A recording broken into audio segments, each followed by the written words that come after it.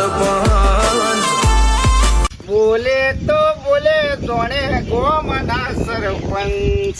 બોલ તો ગમે તે બોલો પણ તું હટા સરપંચ. જય માતાજી, જય માતાજી. સૌ થા રામ રામ રામ રામ. તો જ્યાં કીધું હાલ્લો લેવા જતો. હાલ્લો લેવા જતો. હાડી હાડી પેલા પેલા કેમ લાવી તમારી ભાભી ઓલી. તમારી ભાભી ઓલે તમારું નોમે ના લે ગગ્યો લે ગગ્યો લે. તમારી ભાભી ઓલે હાલ્લો લેવા જતો. શું ગોઠવ્યું? ખબર જ નહીં. ના બે 3 મહિના થઈ ગયા.